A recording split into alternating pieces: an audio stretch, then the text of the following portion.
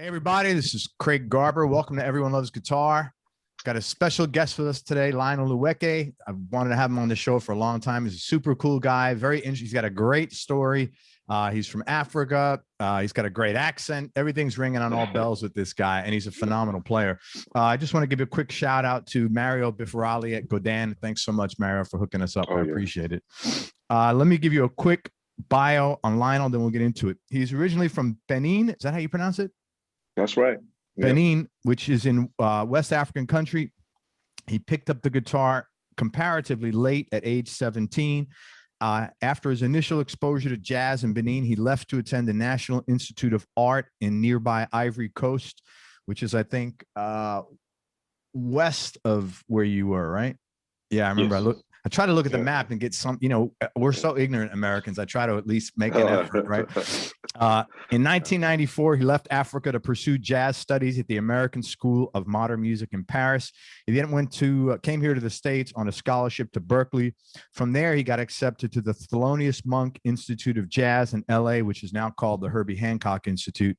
Lionel was picked as the top rising star guitarist in Downbeat Magazine's annual critics poll in 08 and 09, and now he became a rising star. He's equally adept at acoustic or electric, and you'll find really cool influences of African music, modern and improvisational jazz in his playing, and he's does a lot of vocals, and it's really cool because we'll talk about this. I don't know what language is, but it's like very percussive. He's released 9 solo records and done collaborations and been a sideman on dozens of others. He's worked with artists including Herbie Hancock, Wayne Shorter, Esperanza Spalding, Richard Bona, Marcus Gilmore, Terrance Blanchard, Jack DeJohnette, some pretty powerful names here, Gonzalo Rubalcaba, who was, I think, Al Di Meola's influence, Kenny Barron, Wynton Marsalis, Brian Blade, Terry Lynn Carrington, who we had here on the show. She's awesome, man. Lovely woman. She's amazing, yeah.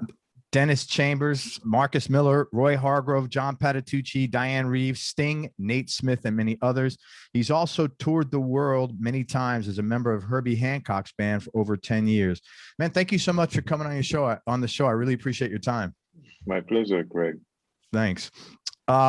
All right, so if Wikipedia is correct, you grew up in a city called, is it Cotonou? Cotonou, yeah. Cotonou, okay. Which is, if it's correct, as I read, the busiest city in Benin.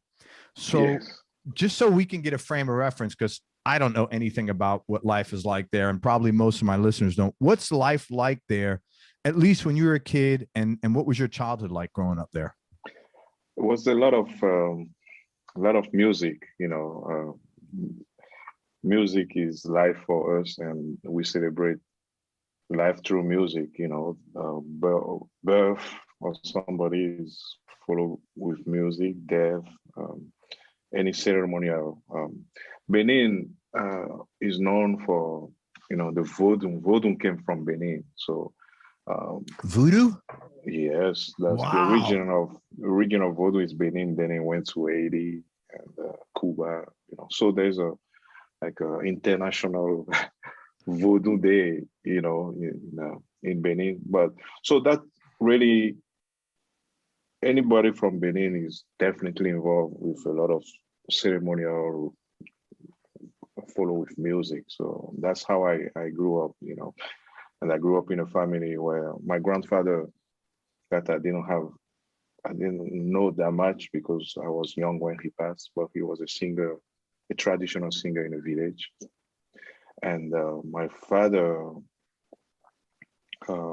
was a mathematician. And actually I got into music, guitar, through my older brother, Alexi, who was a guitar player and who's now a banker. Oh, wow. So he chose the money. Yeah. Well, he missed the music though. Right on. Yeah. So that's the environment I grew up in. So a couple of questions. Over here, voodoo is like looked at as weird or, not positive, right? Like ritualistic. But if I'm not mistaken, people that practice it don't look at it like that, or do they? No, they don't. No, Yeah, I didn't absolutely. think so. No, they don't. And I think it's like any other thing. If I think of a gun, the person who invented the gun wasn't to kill absolutely, Yes. his neighbor. Yeah. Maybe it was for hunting. Maybe it was. So Vodou at the beginning was to help people, their health. If you're sick, it's like a traditional um, medicine. Sure. That you can cure people through plants and stuff like that. And of course, anything that is positive, it takes a second to turn into negative. Yeah, So yeah. if you can kill somebody with this plant, you can probably kill with the same with another one. So um, I'm not. I grew up in Benin. I heard a lot about Vodou, but I never really been involved. And even in Benin, we not everybody can. I mean, not everybody has access to it. Sure. And we are. I'm scared. I can be scared like you, like Yeah. anybody else as well. But I do know the power of it and respect and so the adepts of Vodou, they have, like you said, a different view of it, Yeah. and it's a religion for them. I think part of the issue, at least here in the States, like I used to live in South Florida, and there's a lot of, practitioners down in Miami. And then when I grew up in New York City, same thing. And I think part of the issue is most of the people that practice it don't speak the language. And so sometimes it's just human nature. If you don't know something and you hear, and this is what you hear, animal sacrifices, Yeah, I'm sure there's some purpose for that. that's for sure. Yeah, I'm sure it's not like randomly like, hey, let's just kill a bunch of animals. So there's sometimes to whoever's detriment this is, what people don't know, it's easier to like, hey man, it's no good with anything. Yeah, absolutely. With, just like you said, with guns, with anything. Yeah. So that's interesting. The other question I want to ask you, your dad's a mathematician. Was he supportive of, because usually academics and super bright parents aren't always in support of kids' music career? Yeah, you got that right. Yeah. I have to, pretty much fight, not physically, but I have to fight with him. I have to leave the country because for me, at some point, it was very clear that this is what I wanted to do. And for him, he wanted me to become, I don't know, a mathematician or a lawyer or a doctor. God. So it took him a while to finally understand that, okay, not everybody in the family is going to be So I have to make a decision, and I have to leave. I have to go study.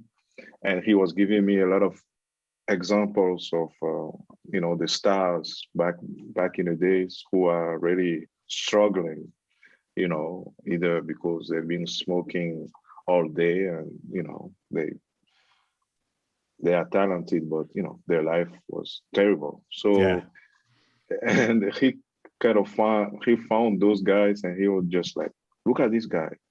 What has he done? He's playing music. Look at him. He's walking on the street. He has no shoes. He's been smoking all day. So that pressure was on me to the point where, I wanted to prove to him that I can do this without, smoking or, and I did because it stick with me all. I mean, today, I want one day to be at my place or at a safe place to say, oh man, let me have some cookies and see how it feels, because I never smoke anything. And that came from my father back in the day, telling me like, okay, you're going to be like this guy. And I wanted to prove him the opposite, So to the point where now I'm like, I mean, maybe I will try and I will love it. And I don't want to like it at this point. So I'm like, okay, you know what? Just leave it alone. If it ain't broken, don't fix it. Exactly, don't fix it. Exactly. I give you credit because that probably took a lot of courage. Because I mean, in culturally, for you to not just leave the town but leave the country, that was probably like almost insulting to him. Oh yeah, that's a hard thing. I mean, family is everything for us. You know, if you don't leave family, you know, like that, you know, for what reason? Play music. Yeah. You know, music's like, you know, every kid's playing type of music. You know, that's how I grew up with. So decide to, you know, to do this as a profession wasn't like a welcome. I mean, today is of course a different story, and he's still around and very proud. That's awesome. I went to the White House when Obama was president like 2 times, and I got a chance to take a picture with Obama. Right, so I told my father, I was like, "Man, I need this picture." Ah, that's cool. So I finally, I think I made a copy. I don't even know if I was supposed to. I made a copy and I sent to my father. And next year I went back home for vacation. He framed it huge in the living room. You know, so anybody walk in the house, like, this is my son, you know, like very proud. So I'm glad that he, after all of that, he still around seeing what I'm doing until today. Yeah. That's great, man. A good story. Thank you for telling me that. Pleasure. So you started out playing percussion, and then you started on guitar at 17. Was that, you said, the influence of your brother, or? Yeah, well, percussion was just like a playground, as most of kids in Africa. We, you know, mostly, especially during the Christmas period, you know, starting from October, November, we have a rhythm. Actually, Benin was Portuguese before French arrived, so there's a huge influence of Portuguese, Brazilian, interesting music. So, for example, my mom's last name is Monteiro. That's, you know, pure Portuguese. Not African for sure. Not African, exactly. And the first, I mean, if you go to Benin today, you talk about feijoada, people still believe that it's from Benin, you know.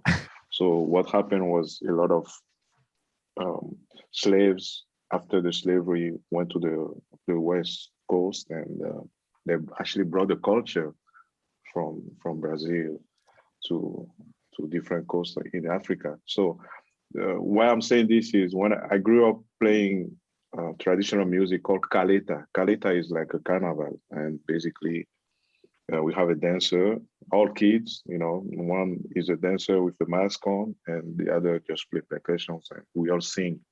So that's how I was playing percussion. Sometimes I was singing or I was dancing. So, and we just go from house to house playing, we just play, open the door, play for people to try to get some coins. That's sure. For us, the point was, get some coin to buy some candies or something.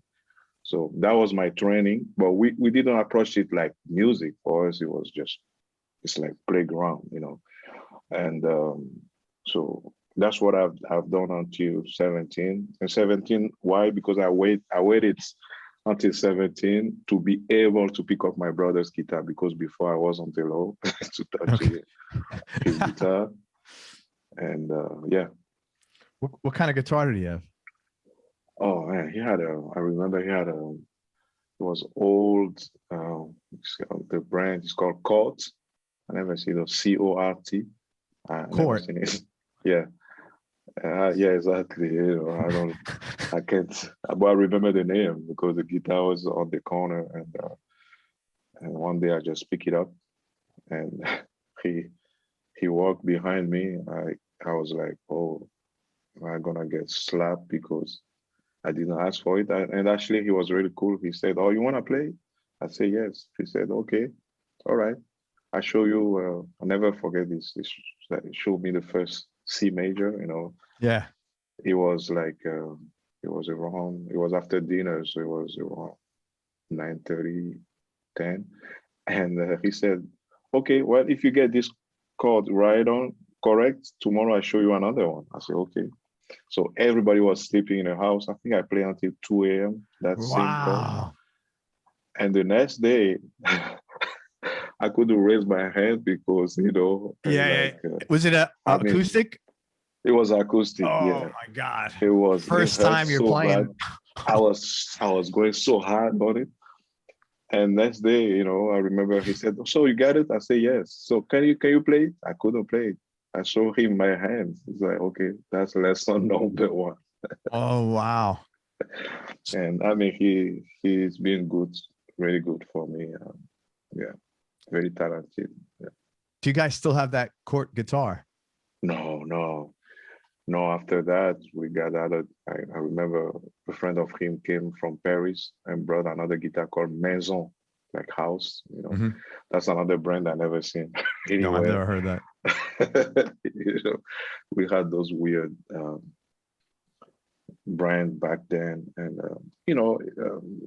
the Maison was electric guitar. So that one, the electric guitar, usually we go to the church.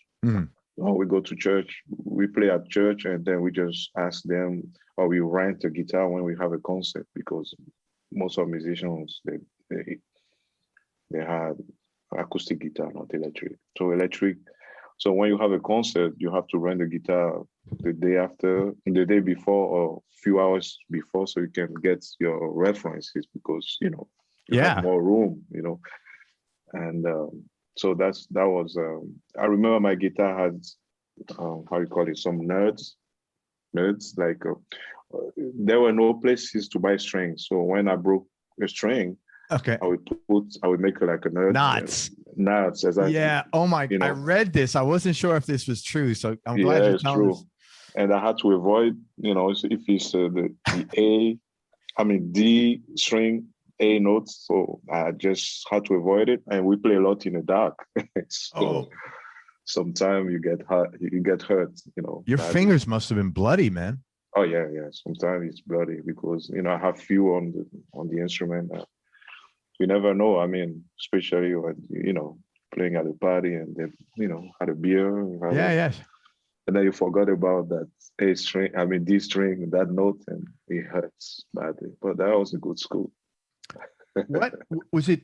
Was it just no strings available, or was the cost just prohibitive for you at the time? There were no string available. There were no music stores. I mean, the closest music store was in Nigeria. So Benin was Nigeria. So I had to ask somebody going to Nigeria if they can bring me a guitar string, if they have time to go. So what I used to do before I break a string was just take them apart, boil them, so they would come back to life, or I will put them in a vinegar for 2-3 days, and then we come back to life.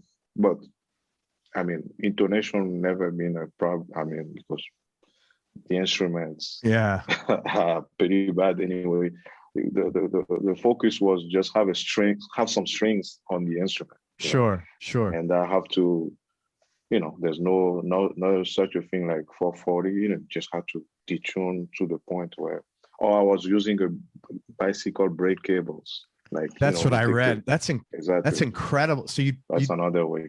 Holy crap! So you actually, you take off you take the brake, you take the cable, you take off, a spiral, right? So usually I take everything off and use the one in the middle, which is less spiral, and I use it for either E string or B string or G string. Wow, that's commitment, man. It's the word. There's a phrase in English. But necessity is a mother of invention. Necessity is the mother of invention. There you go, man. You have to find a way to make it happen. And so you were kind of like, in a sense, like breaking ground there, being a guitar player and playing with that level of passion and intensity. Because if there were no strings or no music stores, it was all like folk handmade percussive instruments, I would imagine. Yeah. Yes. Those are plenty. Yeah. So the string instrument guitars, I mean, you don't want to, if you rent a guitar from a church or a friend or somebody, you want to bring the guitar back in the same condition. You don't want to break the strings. But usually when you read the guitar, the strings are not new either. So maybe you play one note and it's broken, then you have to get a new string and bring it back to the owner somehow. So it was the challenging time to, I mean, you playing, but at the same time you kind of being very careful. You can't bend too hard because you're afraid to break a string. Yeah. But I mean, when the strings are old, anyway, that's amazing. By breaking, yeah. Do you have like thousands of packages of strings around you now because you like to overcompensate for the trauma? Yeah, but you believe it or not, you know, I have strings, I have some sponsors, but I don't change I still don't change guitar string like I used to. I mean, like anybody will do. Why? Because of that, you know. I mean, most of the time when people take my strings, I'm like, dude, you gotta change your string. I know. I never, even until today, you know, I don't change my string often. I guess because of that, I just feel like they can they can last a little longer, you know. I don't do it often. There's another English expression, old habits die hard. There we go. Yeah, man. That's cool, man. Very what good stories, man. That's really cool. I give you a lot of credit because you know what you had to push through to achieve your passion, man, was much greater than, you know, the average person growing up here in the States, for sure. You know, so I really yeah, I mean, I guess anybody will, I mean, most of people will do the same if you are dedicated and you I mean, for me, it was clear this is what I wanted to do, so I have to find any way possible to make it happen. You know? Right. How did you get exposed to jazz? I wouldn't imagine they're playing jazz on the Benin radio stations, if there was any radio stations even. No, not at all. Actually, I remember my friend, the friend of my brother who brought the guitar that it took me a year to pay him back. Actually, he brought also some LPs, and I never forget. It was George Benson Weekend in Los Angeles. Mm-hmm. That was, you know, that was the first thing, guitar, I mean, jazz I've heard. Like, you have to put in context. Like, until that point, I was just playing, you know, pop African music. Right. You know, I was playing some blues, B.B. King, but I never heard anything beyond, you know, harmonically beyond that, you know. So my parents used to have a record player. Of course, I wasn't able to touch it. And I was an altar boy. So the only time I could really mess up the record player was when they were going to church. So I was altar boy. I was serving the church in the morning. In the evening, they were going to the church Sunday. I'm talking about Sunday or Saturday. Mm-hmm. And everybody was going to church. So I was just by myself at home. Right. And that LP I was playing, well, I had a cassette player. You know, it was terrible. It wasn't good. So I have to record. I was holding the cassette player like this next to the speaker. Oh, you're recording it so you didn't have to get caught dealing with the stereo. Exactly. And nobody was home to talk. So that was the way I was recording. Dude, this is hardcore, man. So I was recording the whole, you know, like, you know, one on, you know, side and then the other side. With those microphones on there, they're like a size of a quarter. Yeah. Exactly. You know. And then I was taking the cassette to another friend who has a double how you call it, double cassette player, you know, double deck or something. Yeah. Yeah, exactly. So he could make a copy of that copy. You know, because my cassette player was terrible. So I always make another copy in a safe place. Yeah. You know, and then I start transcribing, I mean, by ears. And I was putting half-dead batteries in that cassette player to slow down. Slow it down. Dude, you're inventive. It changed the pitch, of course, but yeah. I didn't care. I didn't care. I just wanted to hear the note. It was too fast. And then after practicing the phrase for, I don't know, maybe 5 days, a week, I would plug back to the electricity to get the right speed and work on. So that's how I was transcribing George Benson. And then I decided, I mean, he has to come from somewhere, and there's no way he started playing like that. So I went to the French Cultural Center. That was the only place where they have a library. And I became friends with the guy in charge. So, you know, I could take some jazz dictionary and then start reading, okay, George Benson came from West, and then start looking for West, and then find some cassette. And the guy, I wasn't supposed, but he could give me some cassette I was taking from the library, making copy, bringing him back. So that's how I discover, you know, Joe Pass, Kenny Burrell, Barney Kessel, all of those guys. But until then, I mean, you have to put in situation that, I mean, I'm doing this by myself. I have no knowledge. I wouldn't be able to tell you what's Dorian or what. I didn't know anything. Sure. All I knew was just transcriptions, you know, and just first concert I played was, I remember, was my cassette player and my guitar. So I just played the transcription. People were listening. And that's how I put a band together, because the musicians decided to, oh, they want to do the same as me. So I got a bass player and a drummer. We were doing the same way. Did you, have you ever met George and told him that story?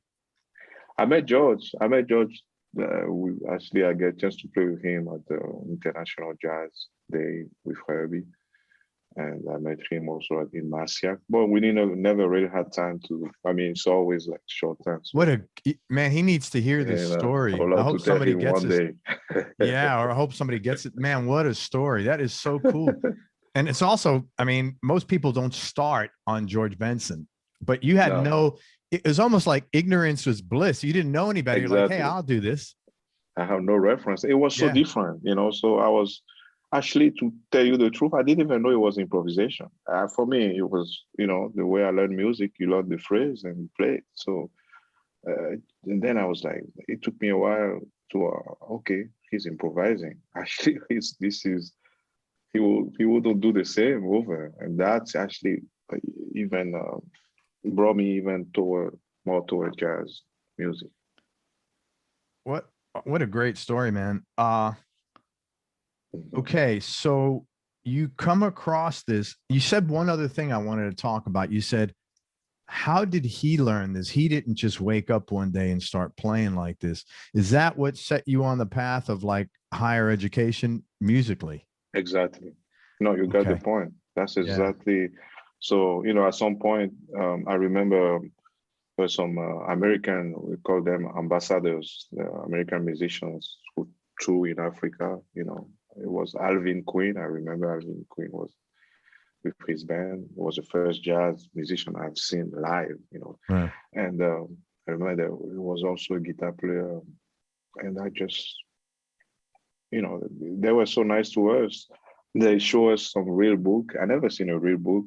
Yeah. They gave us a real book. You should see it with my friends, you know. They said, well, come over, you know, tomorrow at the hotel, you know, say, give us a real book. We made a copy. I mean, everybody makes a copy of the real book. But the funny part was no one could read.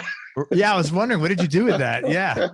Nothing, you know, just to have it, you know. So we just make copies and we had a real book, but we couldn't read. So that was the point. It was at that point I said, well, I want to study this. I want to go to music school. I want to be able to read, to learn, and I want to play like that. You know, I want to be able to improvise, to have that freedom. Yeah. Where did you get that idea from? Because just to even think that you could go to a school to learn this, coming from the community where you came from, how did you even like figure that out? Well, I start checking in the region places where I could study music, and the first place was Ivory Coast, Cote d'Ivoire. Okay. That's why I went there. Okay. And it was the only place I could study music. Like it wasn't nothing about jazz. It was classical music, and it was the history of classical music, introduction to solfège, who's Beethoven, who's Mozart. I Sure. didn't know anything about those guys before, Right. so it was the perfect situation for me to, to get close to music notation and reading and things like that. So I went there to study. And you lived there, I would imagine, because it was far. Yeah, I lived there for 3 years. Yeah. Yeah. I lived there, and then I end up.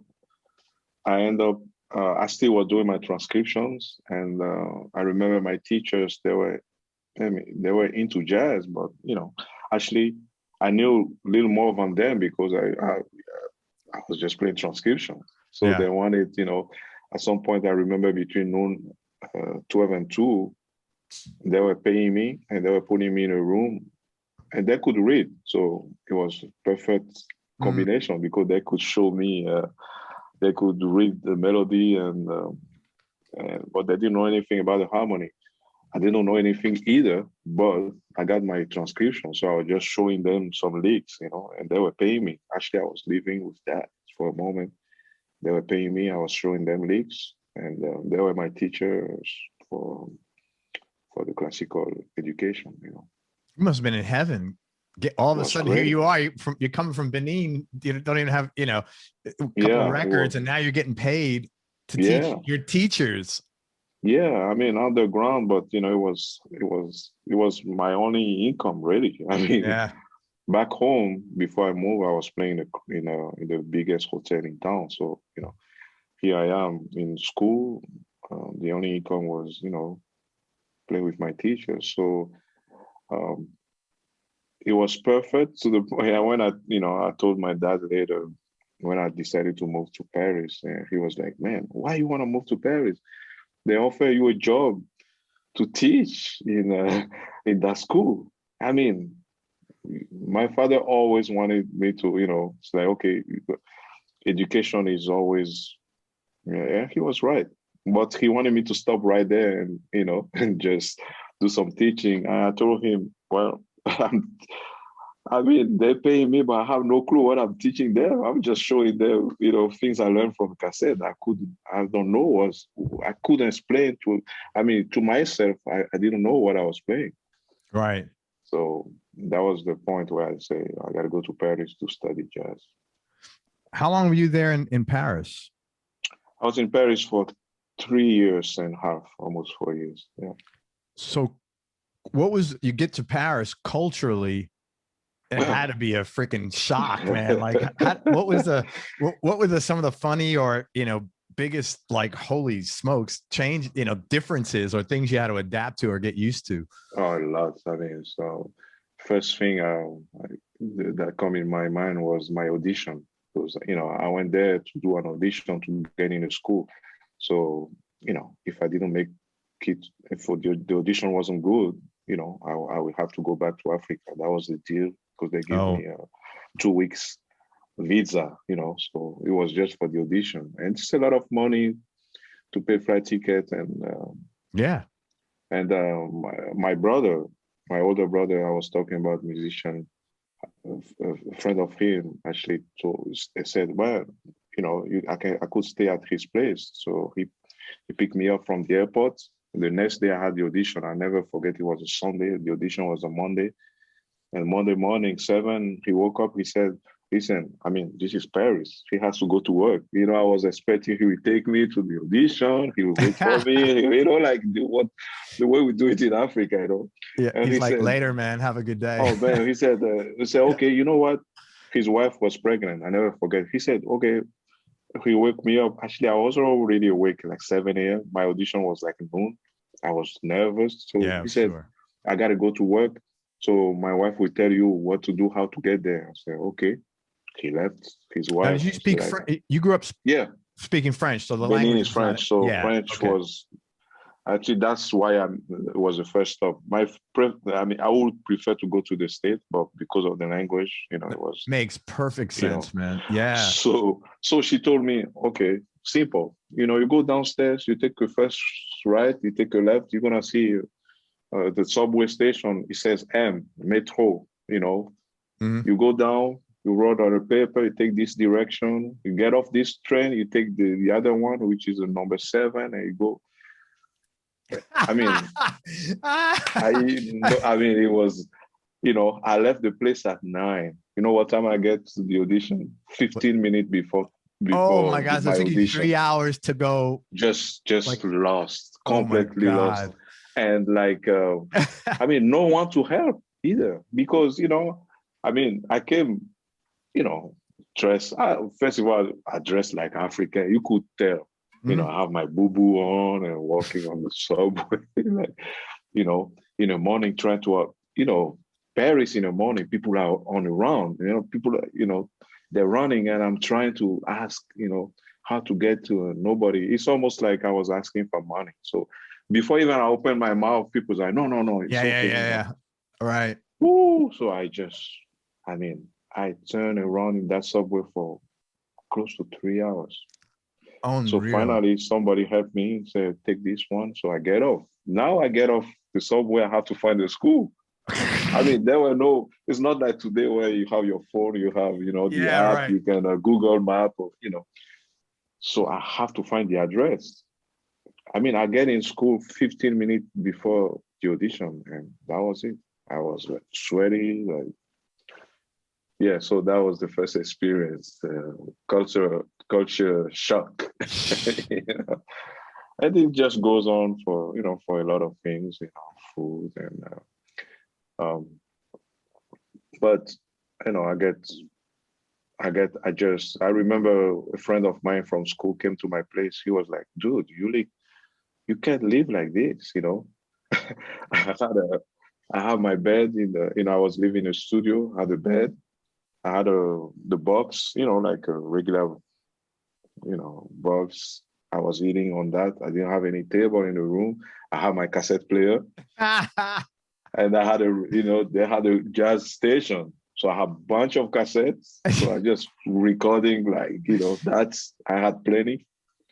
But I never forget, I have 2 forks, 2 spoons, everything, 2. Mm-hmm. And that was it.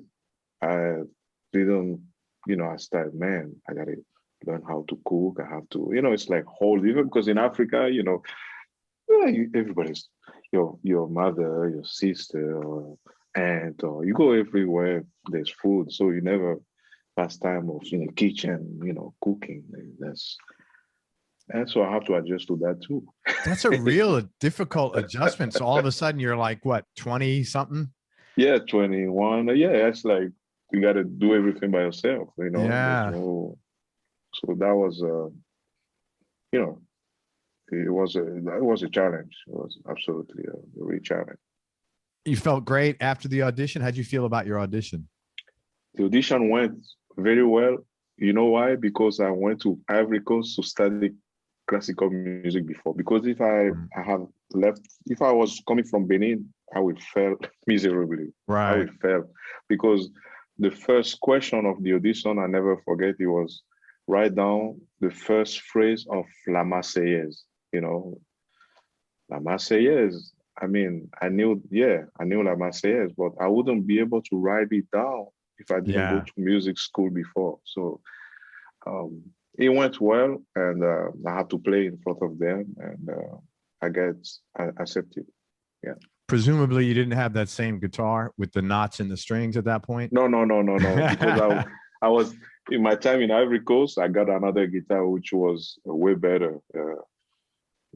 I can't even remember the brand. It was a red guitar. I went there with it, and this is the other thing was amazing, was the music stores. Oh, all over. Oh my God. I was almost living there, because I didn't have too many classes per week. I think I had like 3 days a week. So the rest of the time it was for me to practice. And then I was just living in the music stores, like, go in the stores, see the guitars. Nobody was telling me like, you gotta stop. I was there. I mean, they tell me stop because they had to close. I was just trying different guitars. Became friend with some of the guitar sellers in the stores and just hang there playing. It was, seeing some books. It was the greatest thing for me to be able to, get a book, get answer of all those questions I had when I was back home.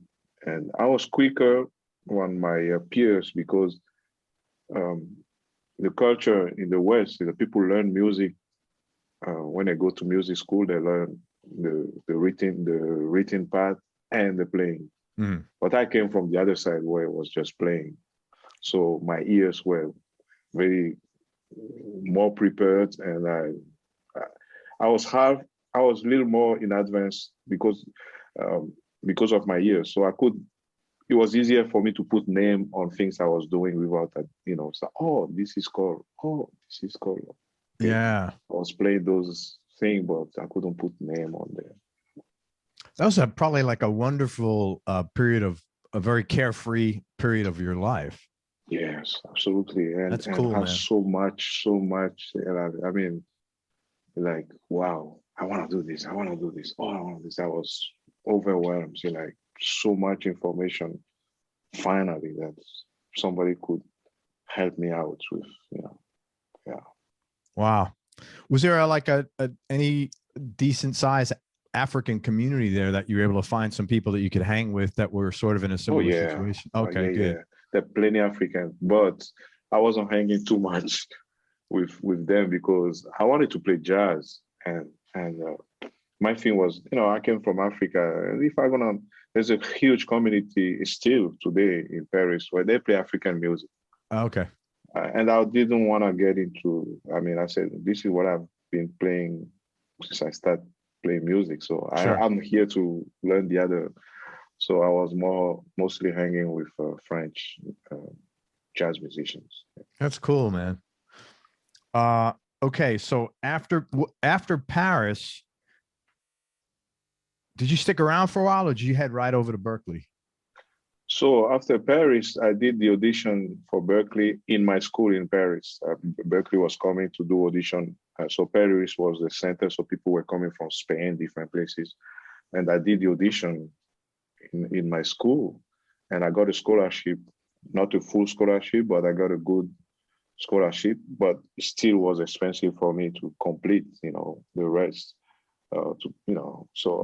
Rent and travel and yeah, all. the housing and all that. So, and the scholarship wasn't 100%. So I still had to add something. So they gave me really good scholarship. I can't remember, it was 70%, or I mean, it was good.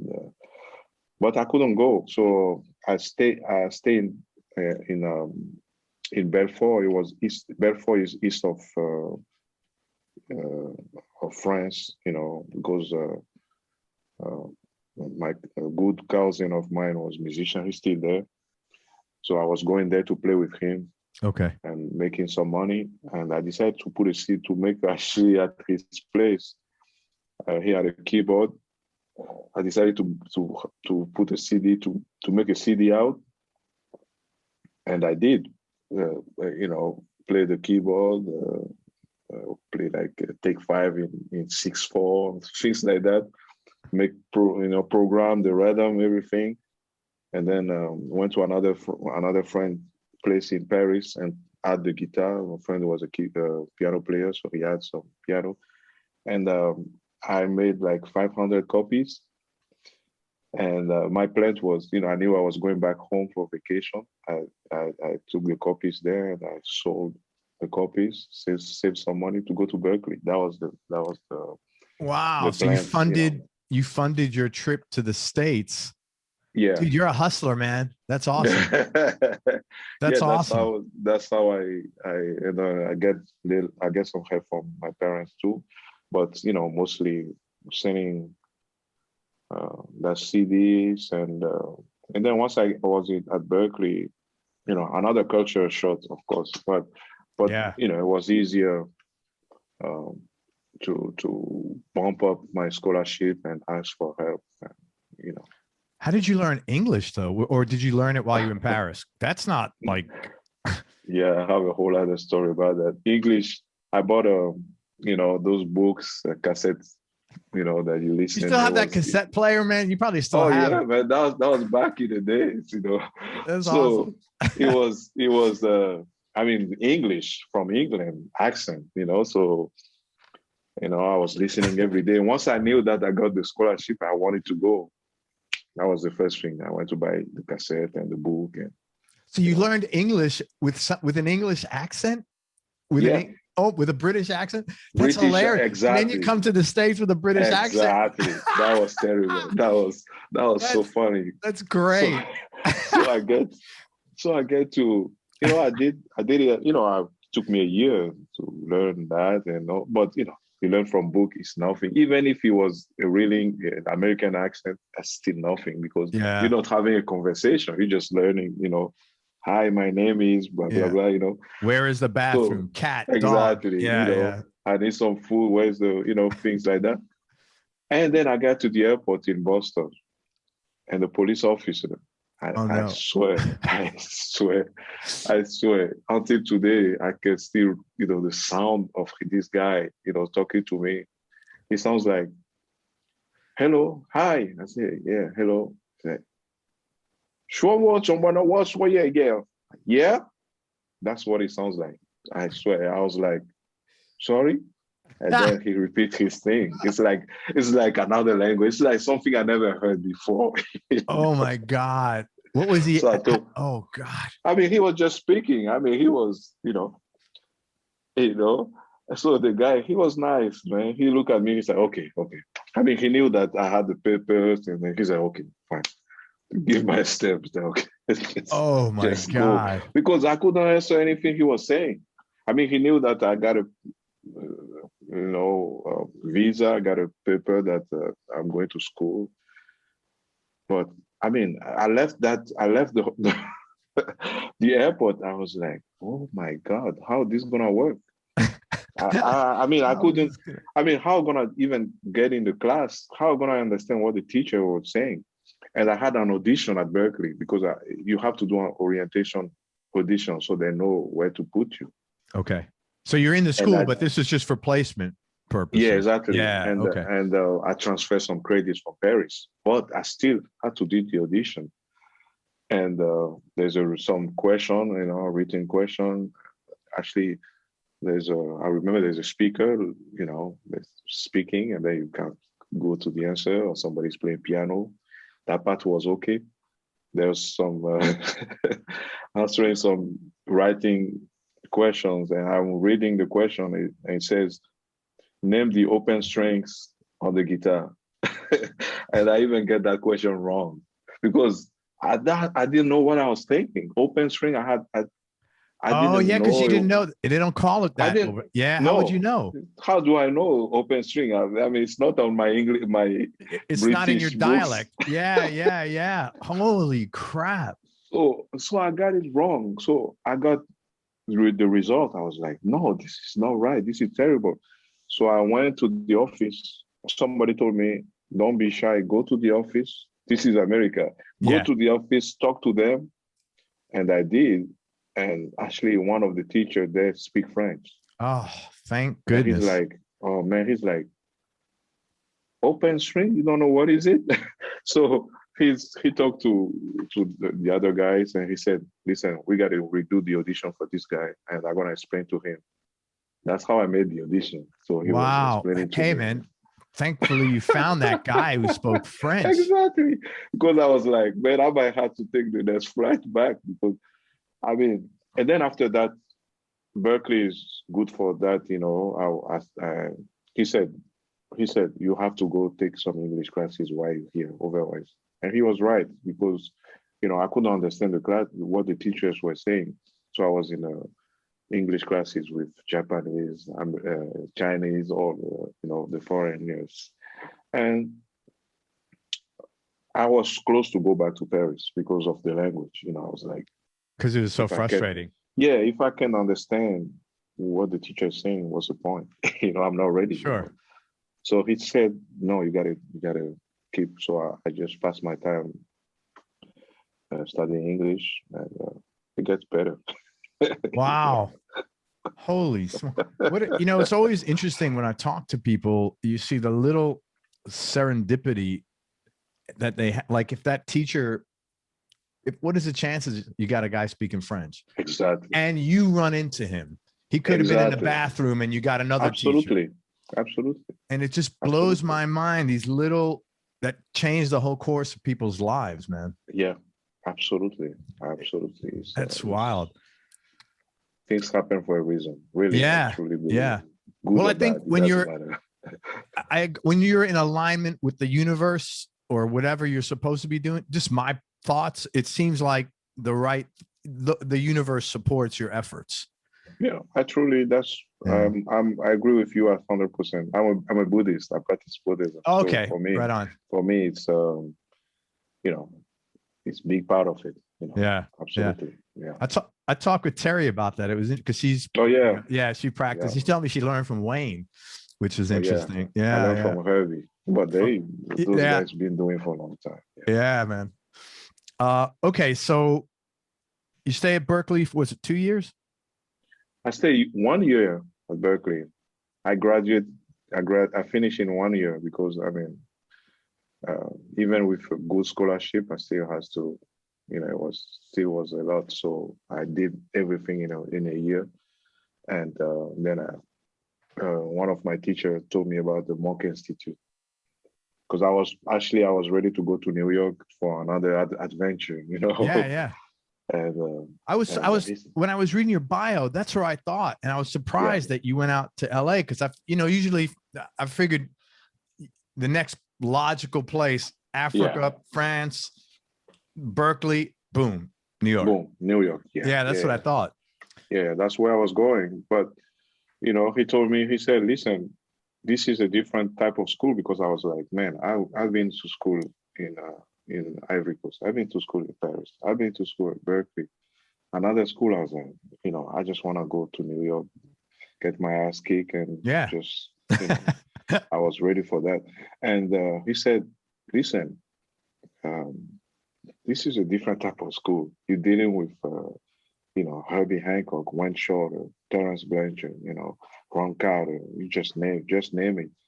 And you get paid every month by studying, you get paid. Oh, wow. They pay for your health insurance. That's a big deal, right? In the state. You get covered.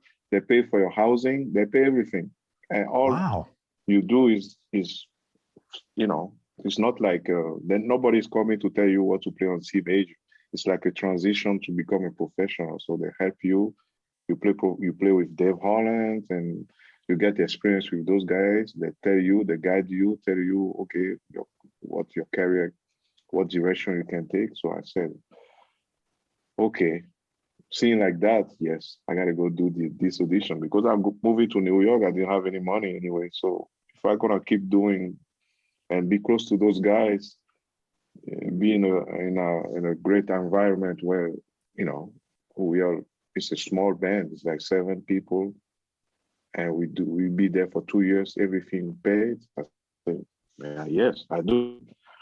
It's a great experience. I didn't even know that was that's amazing. Yeah. So he said, okay, go to the Learning Center at Berkeley, print out the form. The deadline is Monday. It was a Friday. He was telling me this on Friday. He said, just go on the website, print out, and do the thing. And I did. I called 3 friends, record the blues. I remember how to do a transcription of Wes Montgomery playing bass, things like that. And then I sent my, I think it was still a cassette, or maybe it was, no, it was MD, those mini discs. Yeah. And I sent to school in LA, and I didn't hear anything from them. So I decided to go back home for vacation when I finished Berkeley. And because you weren't sure what you were going to do at that point. Yeah, because they were supposed to call me for the final audition, and I didn't see anything. I asked them. They say, yeah, you will know we'll let you know. And then I got a gig to go to South Africa to play music. Okay. I said, you know what, I'm going to South Africa. And after South Africa, I'm going to back home. Yeah. But after the gig in South Africa, from South Africa to Benin, the flight ticket was even more, it was so expensive. So I have to go back to Boston to buy a new ticket to go to Benin. That was cheaper. Oh my God. So it was cheaper to fly to Benin from Boston than it was from South Africa? Exactly. Unbelievable. That's ridiculous. And that is like insane. we were saying, things happen for a reason. I went back, pick up my Nokia phone. I never remember. Like, I don't know, 5-6 messages from the Monk Institute. The last message was, well, if we don't hear from you by tomorrow, we have to take somebody on the list. Oh my God. What? Actually, I went back to Boston just to fly back to Benin. And wow. And then I called them and they sent me the ticket. They said, well, the audition is this Sunday. And I have to, there's 10 standards I have to learn. I have to know. I knew maybe 6 of them. So I learned 4 and then went to LA for the audition. And everything worked. Crazy, man. Crazy. That is amazing. Yeah, it's that one I still can, things really happen for a reason. Good. It's funny you left your phone of all the times to leave. Yeah. That's wild.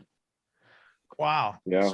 So then you went out to the Monk Institute. How long were you there for? Was it a year? 2 years. 2 years. Wow. What a great opportunity. Yeah. There's the program still happening now. The Herbie Hancock Institute, 2 years. They take care of you, take care of everything. You play music all day long. It's the greatest thing for young musicians, I believe. Yeah. So once you left there, at that point, you knew you had all the tools that you ever would need in your toolbox to get out and start working. Oh, yeah, because when I was there, the second year, I was already playing with Terrance Blanchard, the trumpet player. And I couldn't tour with him the way I wanted because I was in a music program and he was the artistic director of the program. Okay. So I was playing with him mostly in the weekend because weekend was no school. So when I finished the school, I moved to New York and that was my first professional gig. I was already, so it was easy. I didn't move to New York, pocket empty. Yeah. Where did you live where in the city did you live? Brooklyn. Yeah. By that time, Brooklyn for 15 years. Yeah. Oh, you did? Okay. By that time, though, it wasn't like after being in LA, it wasn't much of a cultural. It was you kind of knew, I guess. Yeah, I kind of knew. The language was better. It was a different challenge because I saved a lot of money because I was getting paid every month and I knew that this is not going to last forever. So I have a nice bank for me. I never had that much money on my account ever in my life. So when I moved to New York and ran a place, I have gig with Terrance, and with Terrance, through Terrance, I met so many other young musicians who were in New York. So it changed very fast for me when I moved to New York. I started playing with cats. I did all the small 55 bar or little clubs, $50 past the hats. But that's New York. But the other challenge was the money starts shrinking, right? Yeah. Because, but it never shrank like when I was in Ivory Coast, because I still had the gig with Terrance was a really professional gig. Awesome. Some good stories, man. So give me your, what were the challenges early on? Like, okay, so you're playing with Terrance, that is obviously not going to last forever. What are you doing? I know you're a hustler. So what are you doing in the meanwhile to try to make stuff happen and pick up other gigs? Well, it was, like I said, mostly my touring gig was gigs were with Terrance. And then New York, I met many cats. So I was still touring in the States with musicians. And through Terrance, I met Bruce Landval, who was the president of Blue Note, and he said, "Man, I love the way you play. I would love to hear your band, But my band until today is still those guys that we went to school together. We went to Berkeley and then we went to the Monk Institute and we moved to New York together. Oh, that's your same guys. Yeah, same guys. We've been playing for more than 20 years. That's a pretty special kind of relationship, man. Yeah. They're like brothers. It's beyond music. So I told them, listen, we got to go to the Blue Notes place and do an audition for Bruce Landwell. And we did the audition. Bruce was he was joking, but he said, "Man, bring the agreement. We make him sign right now. Let's So it was a good moment to and just be signed on Blue Note and have the first CD on Blue Note. Have guests as Herbie. Have Herbie and Wayne as special guests. So it was. That's pretty good for your first Blue Note CD, man. Exactly, and they really helped me out. Herbie and Wayne give me advices, and they really protect me, help me to get a good agreement. They really look. They took me, and they still do, like their kids. They really helped me out. So, and I didn't know. I found out later that they haven't been on a guest as a guest artist on anybody's CD. It was like 30 years they haven't been both of them on together guest. So I said, man, I'm glad I didn't find this out before the recording, because I wouldn't even have the courage to ask Herbie and when to be. I would be like, oh man, they gonna be special guests. They haven't been special guests for 30 years. Yeah, I wouldn't even bother. So they really helped me out. Absolutely. Yeah. That's so cool. Yeah, but I'm sure they wanted to, because they came up in a time where music contracts were so horrible. Absolutely. It's almost, you feel like it's your mission to make sure somebody else doesn't have the same shit that you have to deal with. Exactly. Yeah, that's great. A quick question about, did you play with Ron, or was Ron a Carter?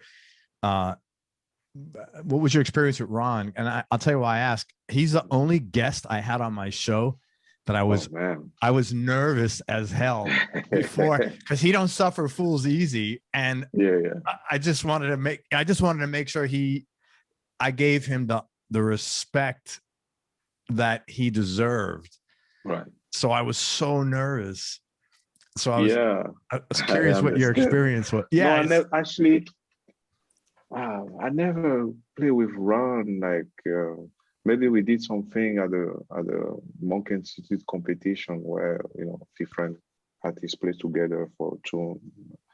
But I had never like touring or anything with Ron. Ever.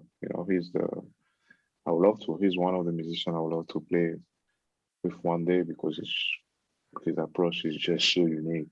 He's such a legend, man. And man, he's 83. I could not believe his physical conditioning, his mental acuity. He was sharp as a tack. And you know what I did too? I told him before, I said, Ron, I have to tell you, I'm a little nervous. I said, so if I have the jitters, it's not because I'm stupid. I said, I'm just a little nervous. But you know what he did? He sort of like, I guess he felt, he was good with, the conversation. He sort of like took over and like shepherded me through the interview. Yeah. And then at the end of the interview, after we're off the air, he goes, hey man, that was a great interview. Good questions, good vibe. It ain't hard. Yeah. I was so nervous. I was so relieved. I had to walk around the block like 3 times. I was sweating. I hear you, man. Yeah. It's wrong. I mean, yeah. I mean, even for me, I discussed a little bit with him, but just same. I gotta watch what I'm saying. I know, yeah, because he's just that guy. Wow. All right, so I'm gonna ask you about some of the artists that you've played with, and if you could tell me maybe a cool or interesting story about working with them. And I know how you met Herbie, but the others that we didn't talk about, if you could tell me how you first met them as well. But let's start with Herbie. Like, how did the gig come up with him?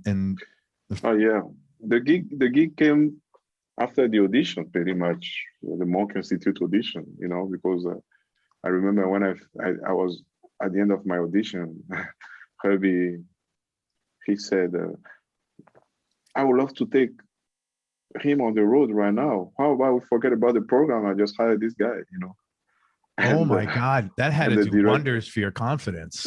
Oh man, I was so nervous. You know, when you hear that, you know, I was nervous when I played in front of him, Wayne, Terrance, and it didn't happen. You know, of course. I mean, I wanted to study. You don't say no to Herbie. I mean, I was just hoping. I didn't feel ready musically. Yeah. Either. I was just hoping that opportunity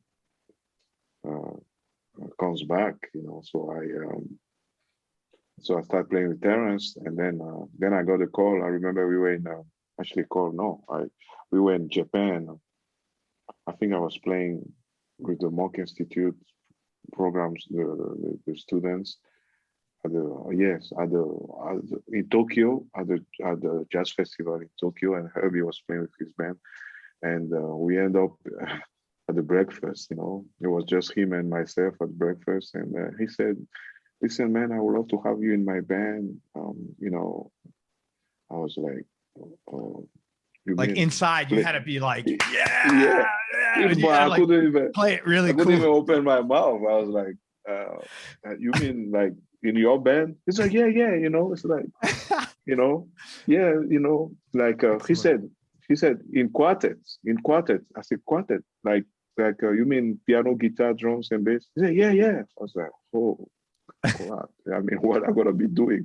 Like quartet?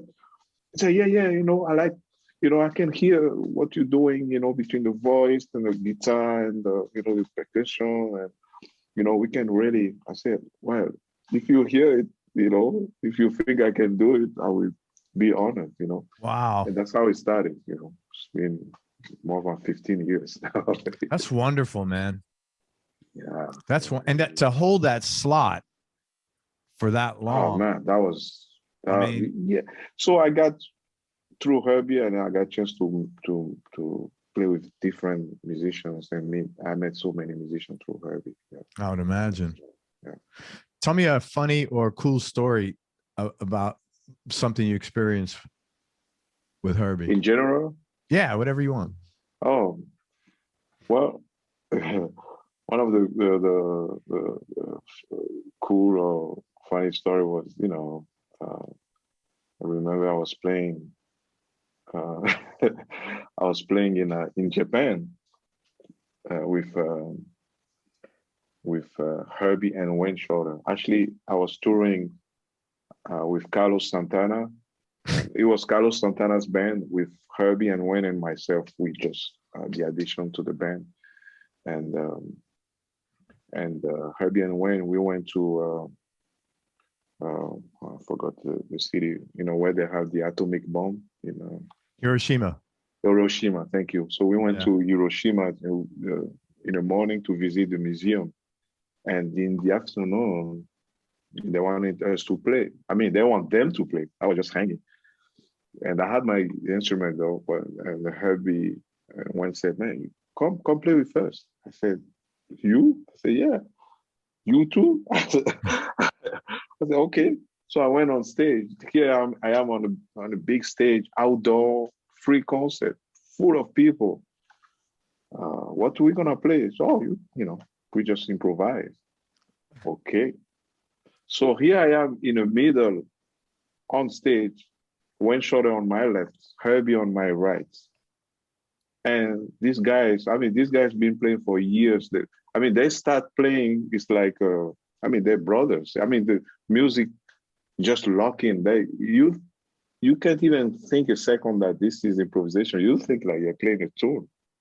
And I'm just in the middle, you know, to the point, at some point, I just have to talk to myself and say, "Hey, motherfucker, just play something." Yeah. It's like, I was so disconnected. I was like, I'm holding my guitar, but at the same time, I felt like I was in the audience listening. I had my eyes closed. I didn't know what to play. I couldn't, I'm just listening. And it's like another voice telling me like, man, play something. You on the stage, you know? So I did play something, but I couldn't fit in.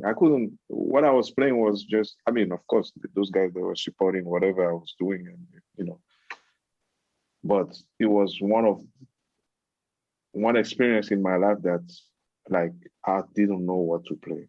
I mean, zero. I didn't know what to play. I didn't know when to play, just staying on stage, like a stadiums. We play for like 45 minutes to an hour.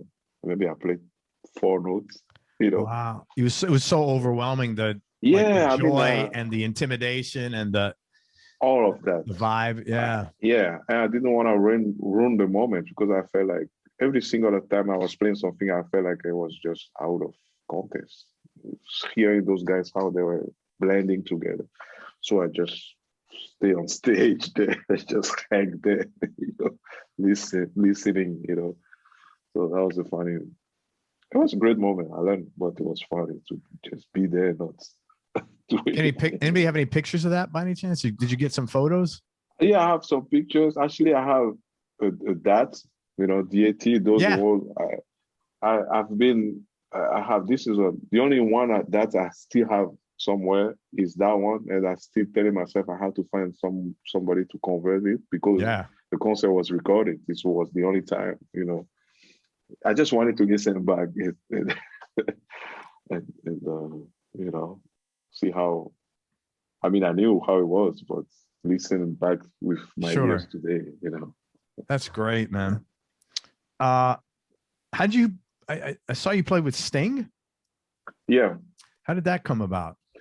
So Sting, I was in Brooklyn and Herbie called me and said, man, I knew we were going to the studios to record in Toronto, his city called Possibilities.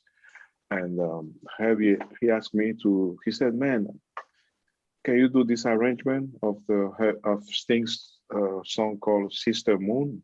Sister Moon. I said, I didn't know the song. And he said, I'm going to send it to you. Listen, and if you can do the arrangement, I listened back. I said, yes, I can try. And he said, man, can I have it for Saturday? I think I had like 2 days. I was like, oh, pressure is on. That's a lot of work, man. He said, yeah, you know, you do your thing as you always do. I would like to. So I did the arrangement. And I listened back to the arrangement. It was my early day on Sibelius, and I did the arrangement. And I sent it to Herbie. I was nervous. I was like, he'd be like, man, this really sounds like crap. It's like sending it to your teacher for your final. Yeah, you know. Yeah, man. Yeah. I mean, the recording is next week. So I was like, oh, man, what's going to happen? And then he called me back. He said, man, I love it. Great. I love those, you know, minor 7 with flat 6 you put in there. I made the modulation and all that. He said, man, Steve going to love it. I said, you sure? He said, yeah, I think he's going to love it. I said, okay. So we get in the studio, you know, Ciro Batista, Steve Jordan on drums, John Patitucci. I mean, all the guys. And I think there's a video on YouTube about this session. This is in Toronto? It was in Toronto. All those guys are like New York guys too, I think, aren't they? Yeah. Everybody went to Toronto to record, including Sting. I don't know. I think maybe we had a gig with Herbie in Toronto. I can't remember, but it was in Toronto. And we were, you know, rehearsing the tune. Actually, I remember the bass line was, I mean, for me, it was, you know, it wasn't complicated, but it was a little hard to put it together, you know, like to own it, like Herbie said. I mean, they could play it, but to own it, it was a challenge. And then Sting walked into the studio, you know, we say hi, and Herbie said, check this out. So we played the tune. I was nervous, man. And Sting said, oh, I love this. Let's do it, you know. I was like, and he accepted the challenge because you never know. I mean, I knew who he was, but you never know how the guy gonna react. Maybe he'll be like, man, no, I can't sing on those crazy changes. Maybe, you know, let's go back to the original. I mean, he could, but he was like, no. I mean, his attitude for me was like, you know, he he he learned his own song different ways and the modulation, and he nailed it. You know, That's cool. And then he was so cool to me because at that time I was working on to get a green card. You know, so I asked Herbie to write me a letter. I asked Sting, he wrote me a beautiful letter. Carlos Santana, all those guys wrote me a beautiful letter for.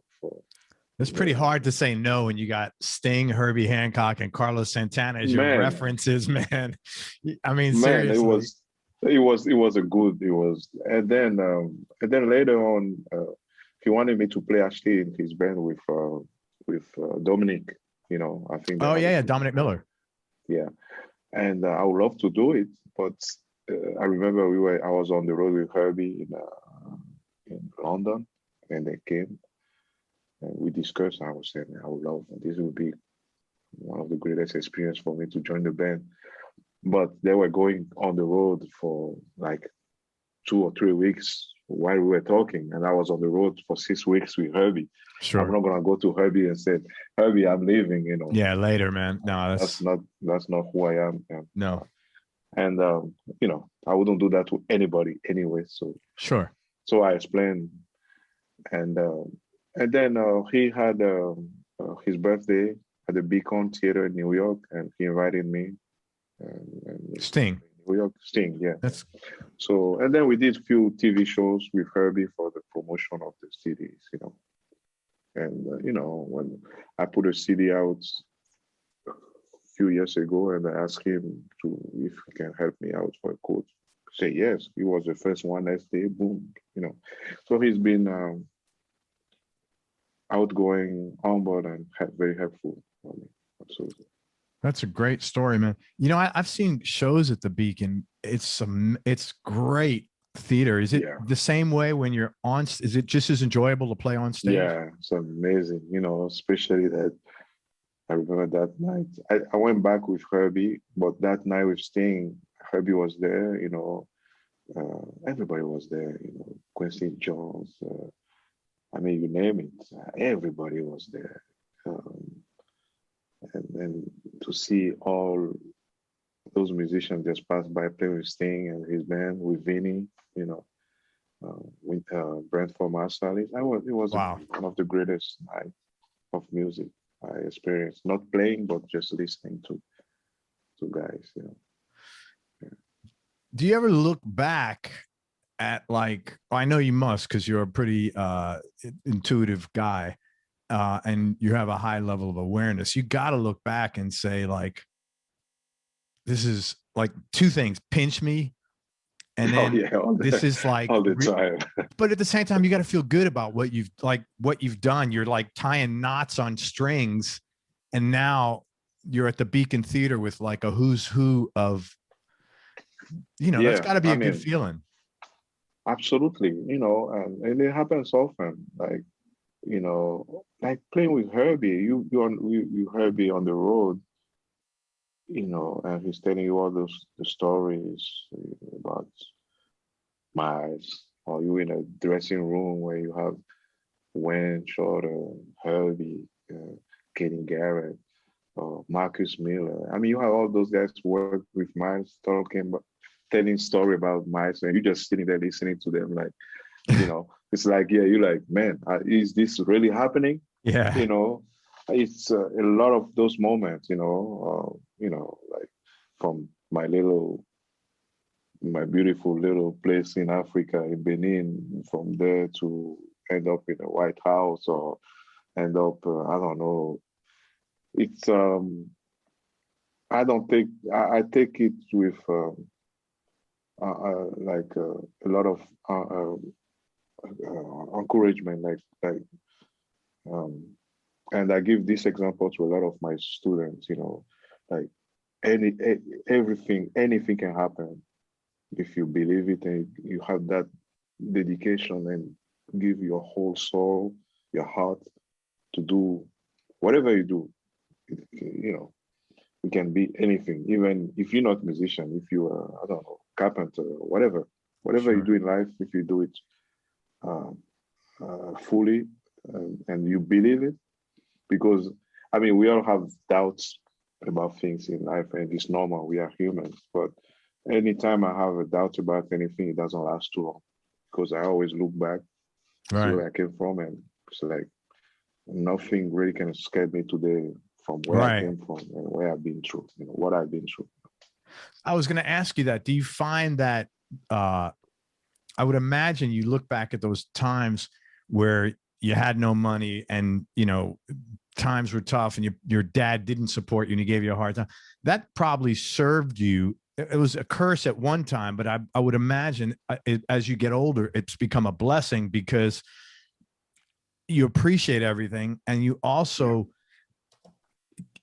when you have that as your background, unless you're really out of touch, you can't get an ego.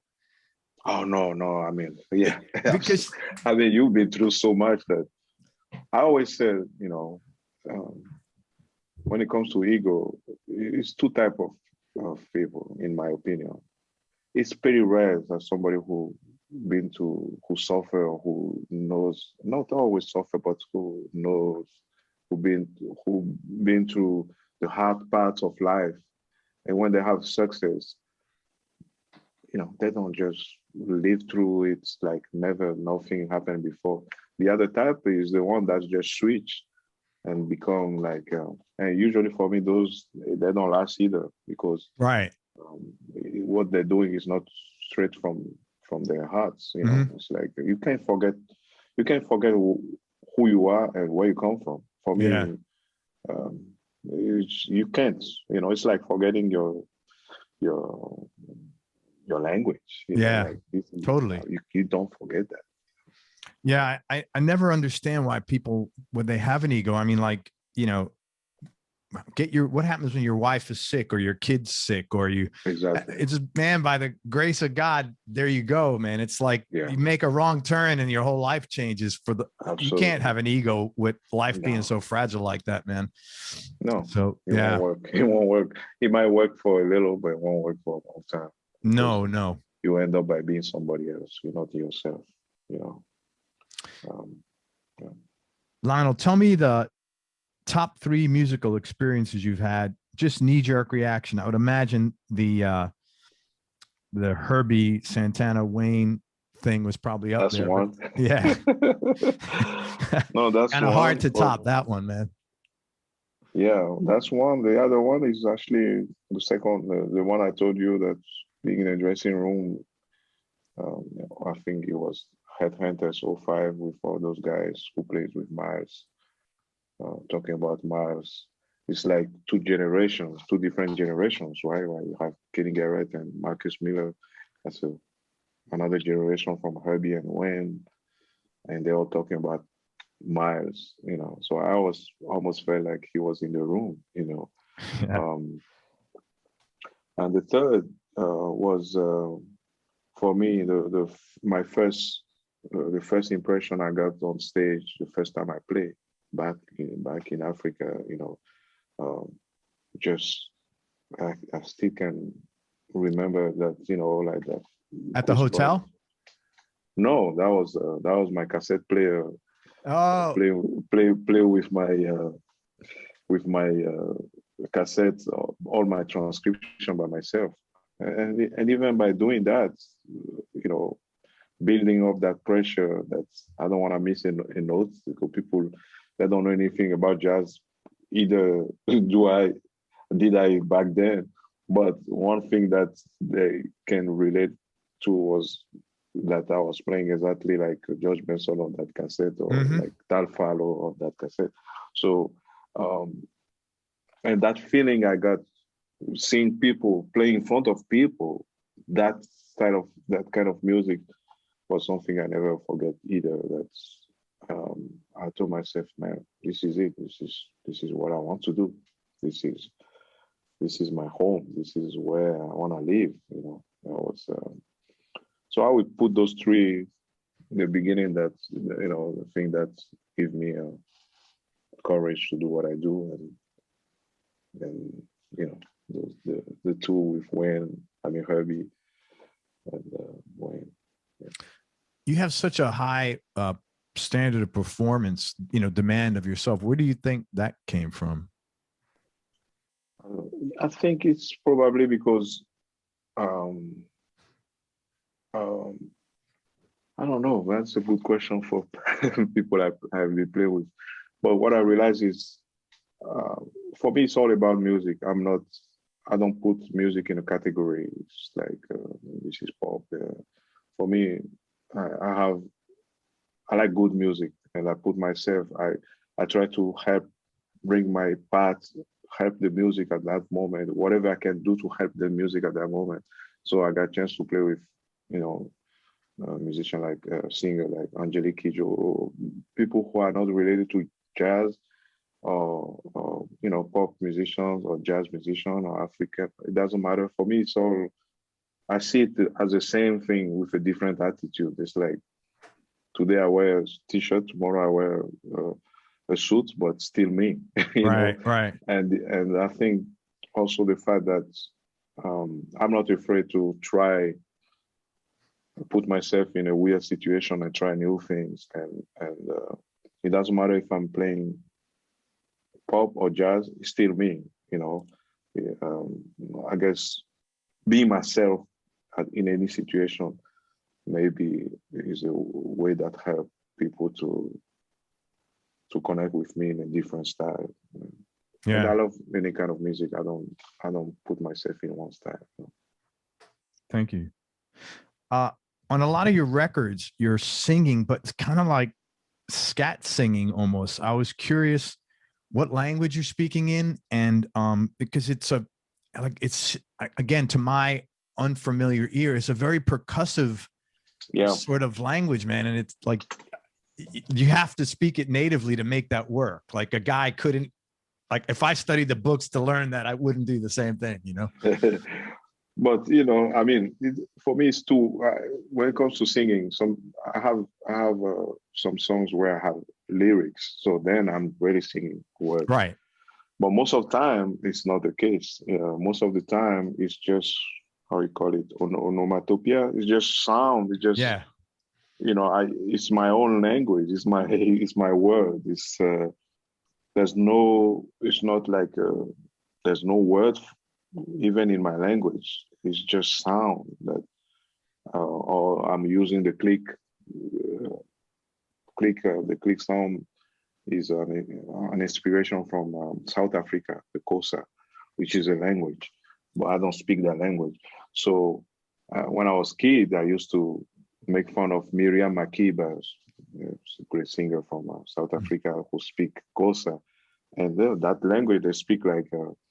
They speak like that. Oh, wow. And it's a hard language. I mean, this is one of those languages, if you don't learn from your childhood, you probably won't get it because it's very hard. So I wouldn't bother trying to. It's like for me, click track in there, man. Yeah, exactly. So for me, it's more like I approach it, it's more the rhythm connotation or rhythm element to my playing. So you really are scat singing. It's just So it's not a particular dialect. It's just no. Wow. No. It sounds great, man. It's like really percussive. It's like you make it fit. Yeah, it's and I kind of challenge. I have my own challenge about that. That's something I've been developing over years. That's I might be like singing. Let me make it easy. Yeah, man. If I can. There you go. If I do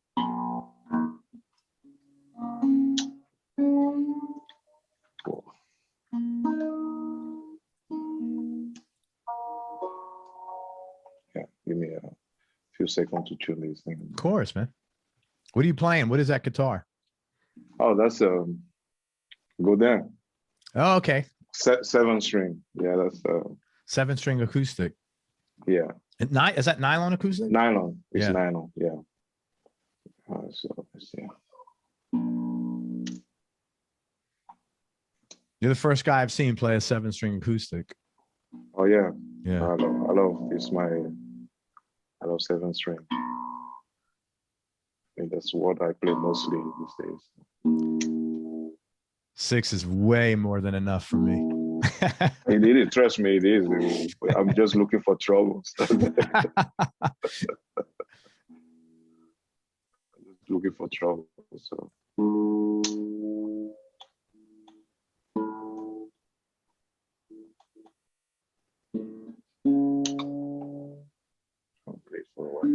Have in Benin, has music stores come in there now, or? Oh yeah, Okay, now, great. Yeah, now you can easily buy a guitar string. You probably held up as a bit of a hero there musically, I would imagine. Yeah, I mean, mostly from musicians, because I chose the style of music that's not really what they mostly listen to. So musicians, usually when I go home, I do workshops, try to help musicians. So that's cool. And they know I'm pretty much in Africa, but So what I was saying was, the click for me, it doesn't matter if I do. This is completely random. I have no, if I do.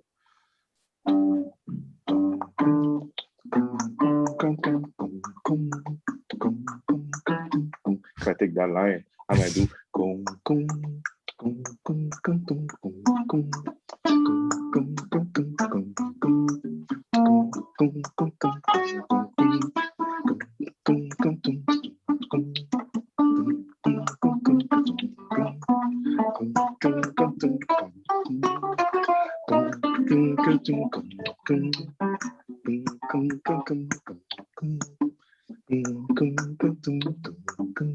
So that's the kind of challenge where I keep one line, I play something else on top. And that's challenging, man, because it's like counter. Yeah. That's not easy. It's like kind of trust my internal clock. Yeah. Hear one thing and then do something else on top. So I like those kind of challenge where it's almost like there's two things going on with the voice, between the line and the click, and then the guitar doing something else, and interplaying. So I like that challenge. I like to put myself in those kind of zones. But on some of the records, it's very soft. You're doing that real. It's almost like it's something you want to put your kid to bed to, because it's very, the very gentle the way you're doing it. It's really, I've never heard anything like that. That's a very cool thing. Yeah, really cool.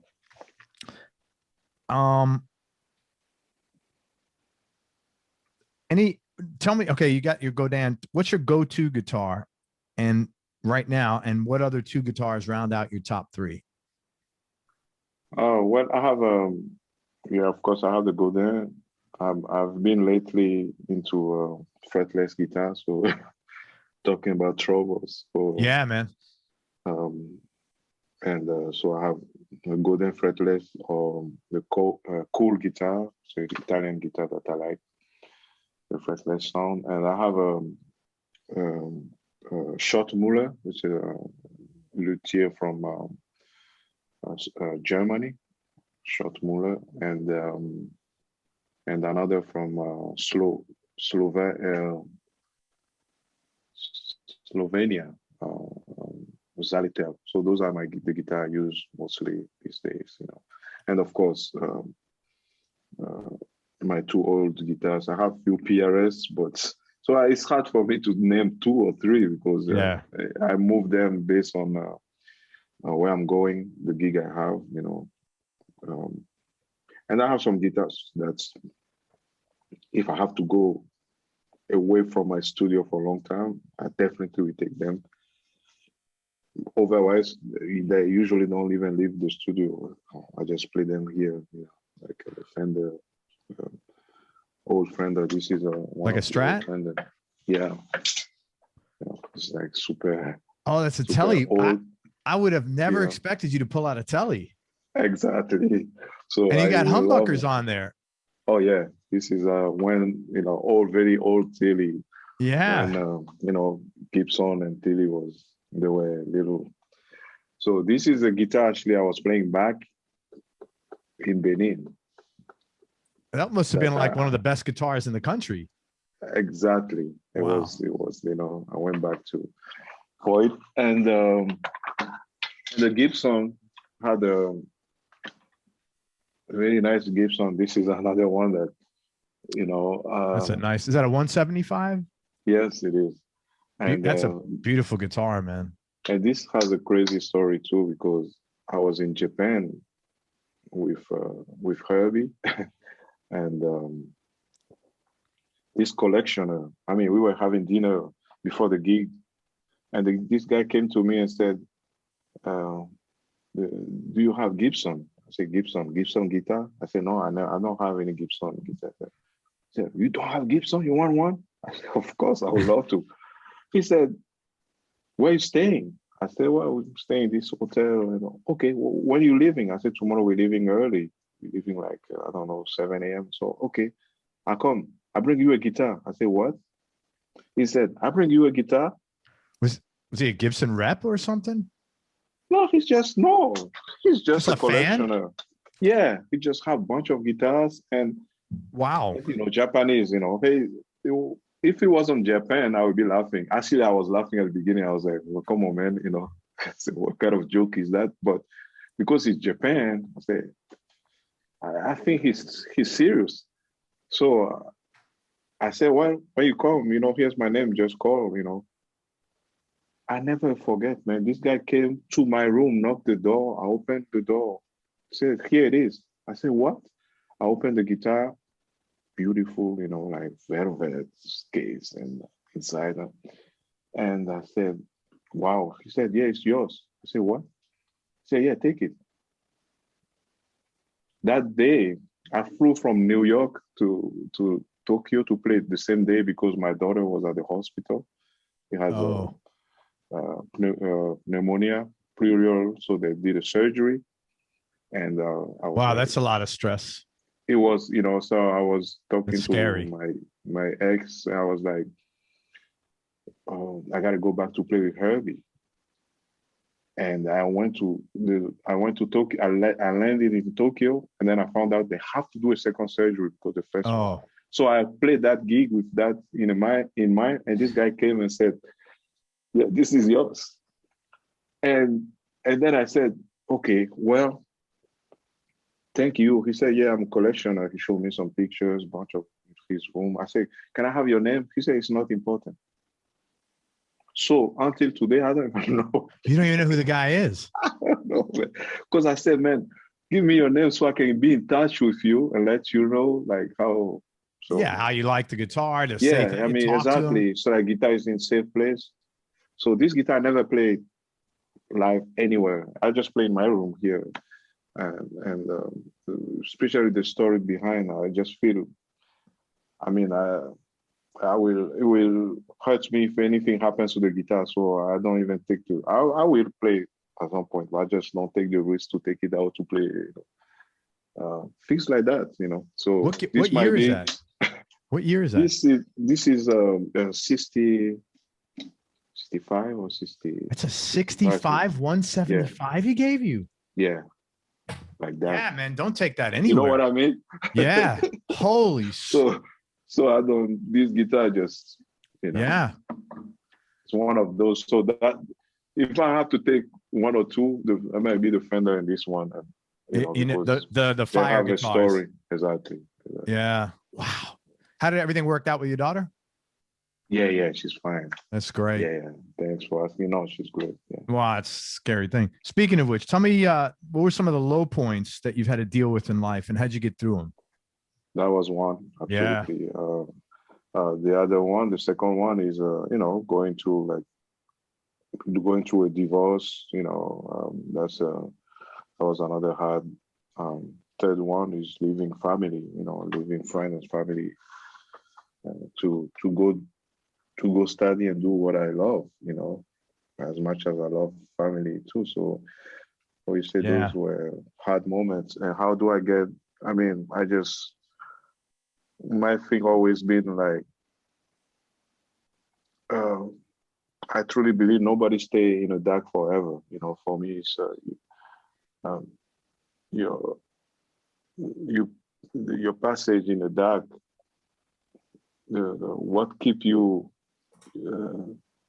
What give you energy to keep going is the light. Is the what? Is the light. It's the end of the tunnel. So I always I like to try to disconnect myself when I'm in a difficult situation. Disconnect myself in a way that I try to see myself from far away, like it's not me, it's somebody else. So I can have the best judgment, because sometimes because it affects you, it's hard to have a good mirror of yourself. So that's been helpful, and since I've been chanting, practicing, that definitely I see happiness through any situation. It's just a matter of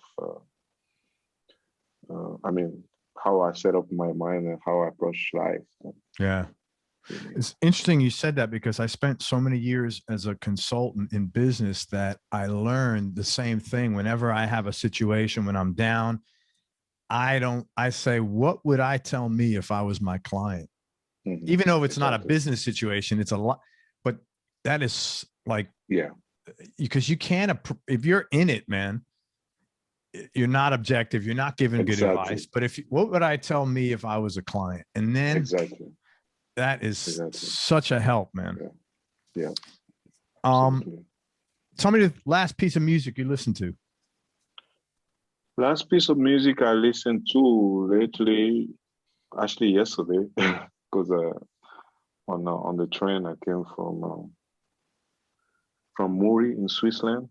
I was listening to 1+1, Herbie Hancock and Blanchard. And I also listened to Doudou Ndiaye Rose. It's master percussionist from Senegal. Doudou Ndiaye Rose, amazing. You ever heard of a guy for fretless, Turkish guy called Cenk Erdogan? Yeah, of course. Yeah. I had him on the show. Amazing. He's amazing. Amazing player. Really cool guy too. Really cool guy. If you want to get connected, I'll hook you guys. Absolutely. I want to see him on Instagram, so definitely we love to. Yeah, let me just make it. Yeah, he's a great guy. Absolutely. Sounds very cool.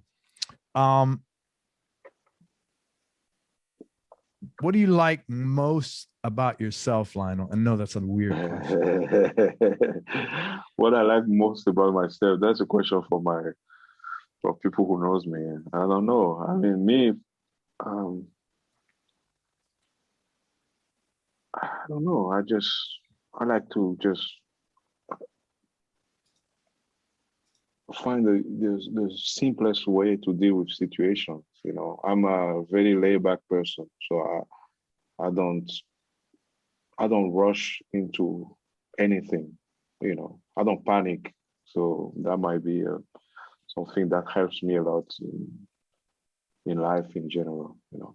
That's another blessing that you get when you grow up like that, man, because it's like you've been through so much shit already. It's like, I don't panic anymore. I just like, okay, and do practice the same. So if there's something I like about myself is that give me a way of thinking of the situation. I like to reverse situations. I like to turn any situation, like I said, into positive and find positive solution for any situation. It could be death of a very close or anything. I want to keep the positive thing behind it, so I can go beyond whatever can bring me down. So I don't know. It's a good question. It's a hard one. It reminds me, I read something the other day and it said something like, holding a grudge is like swallowing poison and expecting someone else to die. Ooh, that was good, deep. Right? Yeah. That's deep. But it was so true. Yeah. That's so deep. True, man. That's what made me think of that, man. That's deep. Yeah. Best childhood memory.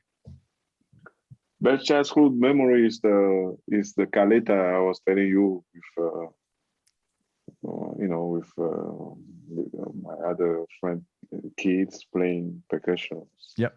Making some coins.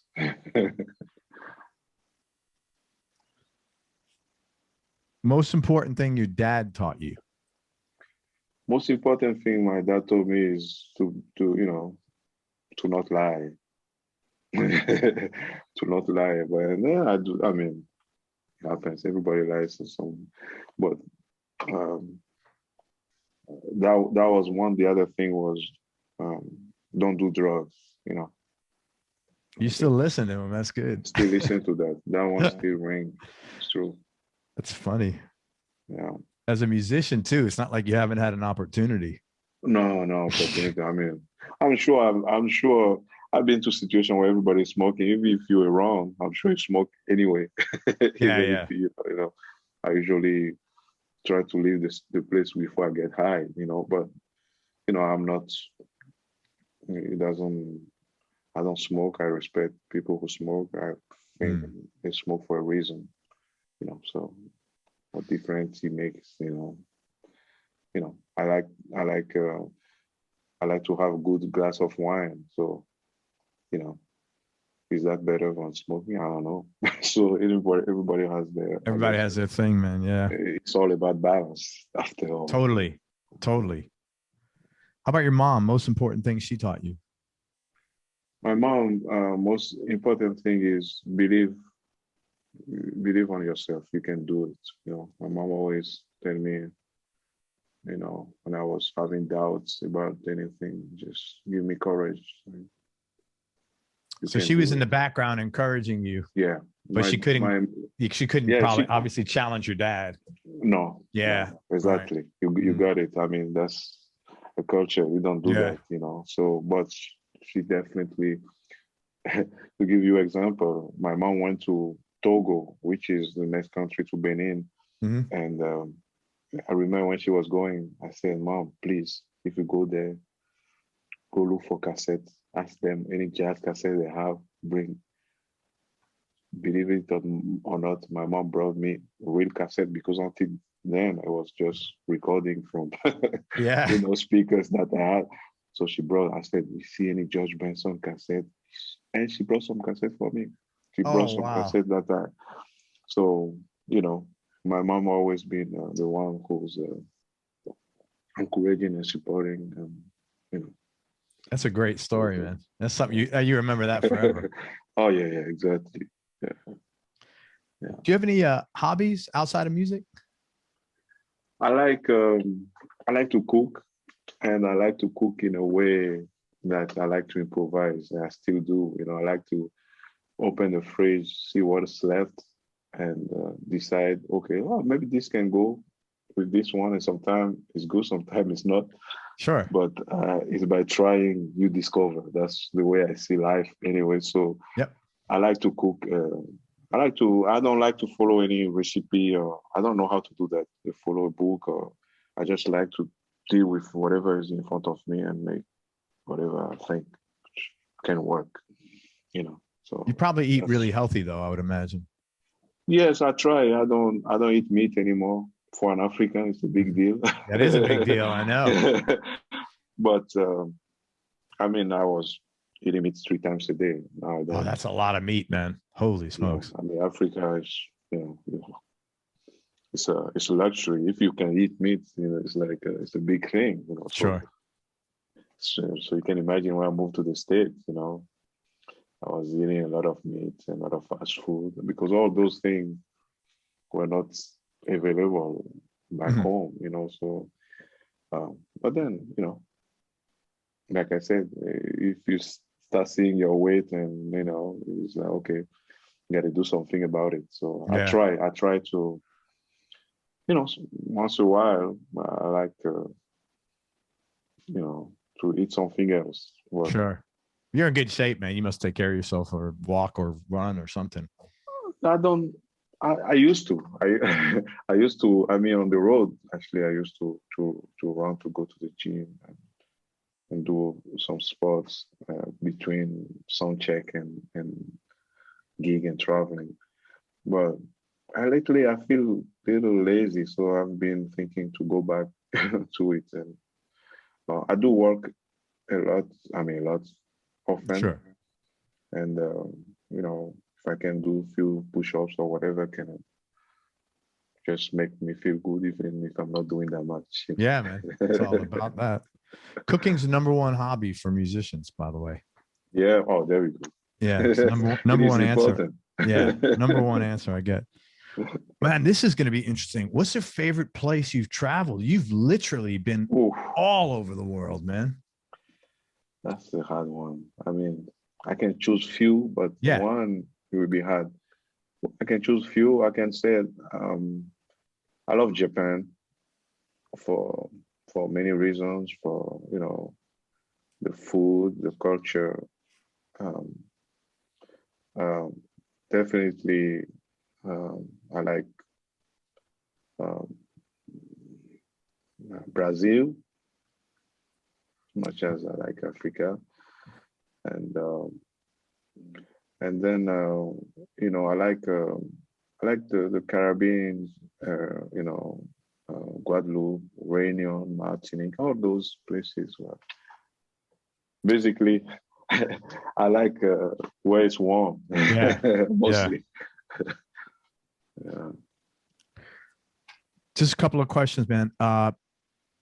Biggest change, Lionel, and thank you for everything, man. I really appreciate your time. Pleasure.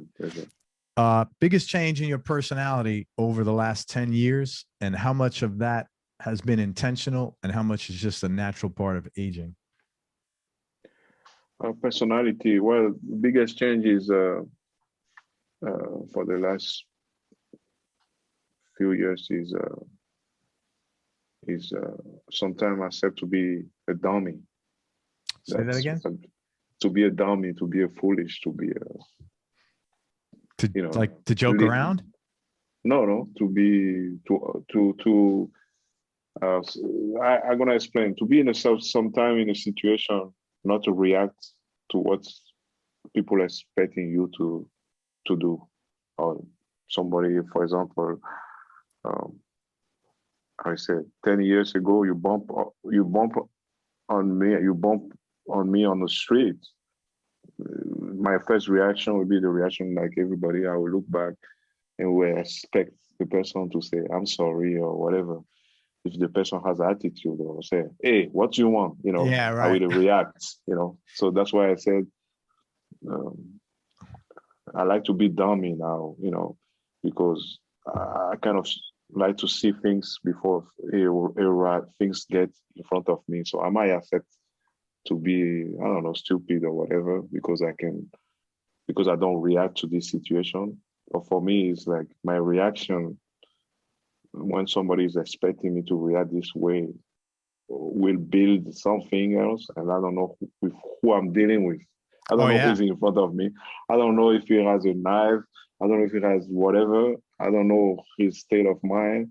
So I'm not looking for a fight, and for that I might look like. But for me, it's rewarding, something that I wouldn't do a few years ago. I would go back and react. So I don't react in those situations. So that might be one thing that's been very positive in my way of approaching life in general. Take the path of least stress, man. Yes, exactly. Yeah. So I don't have to. It's for you, not for the other guy. It's like, hey, exactly. Man, whatever. And in any situation, you show up at the airport or whatever, somebody just screaming or whatever to you, or I just, whatever you were expecting me to be, I won't be there. I like that, man. I like that. Just, and what I realized by doing that is actually you correct, because the person in front of you, is expecting you to react this way. Right. And if you don't fall in that hole, the person starts questioning himself, like, oh, yes, am I pushing too much? So I'm more in that direction, things that I wasn't before. Yeah. Very cool. end us? And any final words of wisdom? And then I want to tell people where to find all your music and all your albums. Any final words of wisdom, though? Wisdom, I would say, believe on yourself. Don't hesitate to try new things, and accept to learn from your mistakes. That's the only way to keep going. That's my vision of life in general. That's awesome, man. Hey, let me tell. First of all, thank you again. Really, really nice talking to you, man. This is so cool. He has so many cool stories, man. And thank you for opening and up and sharing all that. Pleasure, Bert. All right, I would love everybody to check out Lionel's music. First of all, he's got 9 records out, and man, when you make a record like your last record, HH, like it's massive. You don't put 5. These aren't EPs. These are like really proper long records. And you had another one, The Journey, The Bonuses. That's a new record too, isn't it? Yeah, The Journey is the records, and I think the record company decided to put The Bonuses, the one that didn't make it to the record, and there were a lot. So the first song I love, it was called Hope. What a pretty song, man. It was thank you. Yeah, really cool. His most recent album is HH, and it's Herbie Hancock songs. And that was probably not as hard for you to do as most people, because it's part of your repertoire and you just did your own arrangements to them. Actually, it was hard. Actually, I have to say it was one of the hardest, because really, because I wanted to make it my own. I wanted to take it to when you play. Those songs are classics that we all know, that we heard so many times. So the challenge was to take them from that context and keep the melody, change the rhythm or whatever, and play them like it was the first time, and give them a different structure harmonically or whatever. So that was for me a challenge, because I didn't want to go back to the way I've been playing with Herbie, or Herbie wouldn't do it anyway that way either. So I wanted to have his blessing. I told him I wanted to do it. He said, "Man, go for it." And he was the first one to listen to it once I left the studio, because I wanted to do a solo. That's already a challenge. Yes, very much. I wanted to play mostly acoustic. I wanted to, it was challenging. But I like that challenge. That's where we live. Well, you succeeded in the arrangements, because like they are really like Cantaloupe Island. It was not Watermelon. It was nothing. I mean, it was yours. You made it your own. You did a great job of that, man. Thank you. Really good. Thank you. So everybody check out Lionel online. It's his last name is Loueke. It's Loueke, Loueke. You could find him online, and also, okay, a few things. Connect with him, follow him on Instagram and Facebook. If you are interested in hooking up with him to play some tracks on your record, he's got a contact form on his website. Is it just LionelLoueke.com? Yeah, LionelLouekemusic.com. Great. LionelLouekemusic.com. So he's got a contact tab there if you want to hook up with him on tracks, or you could message him on Instagram. Also, lessons. Lionel doesn't like have a structured curriculum, but he does work with people. Like if you got to be at least an intermediate player, but if you have some questions about how he approaches certain things, either musically or philosophically, how he executes certain techniques in his repertoire, that's probably a good fit. And if you want to work with him in a lesson capacity there, he is available to do that. Just please, whenever you message him, either through his website, Lionel Loueke Music, or Instagram, just be comprehensive. Let him know what you're looking for, so he can answer you appropriately. Yeah, this is a fit. I think I can help you, or not. Also, and I'd like you to talk about this. He has an app that's really cool. It's on the Apple Store. It's called like guitar, GUIT, Guitafrica. It's GUIT Africa. Did you develop the whole app? I mean, not the code, but I mean the concept. Not the code. Exactly. I did it with a good friend of mine, my bass player, actually playing in my band, Massimo, for the last 20 years. But this app, well, it took me 2 years to put it together, and the idea was to kind of have a place where musicians can learn African music, and also learn on the map where the music came from, what kind of what's the name of the style. So on the app, I have all that, and I did half of the continent. I did 22 or 23 countries, and I composed music for each country in the style of the music of that country. And there's a transcription, so it's like 3 guitars, sometime or 2. There's a bass. I play the percussion, so you can mute any of the instrument. Oh, so then you can play that role.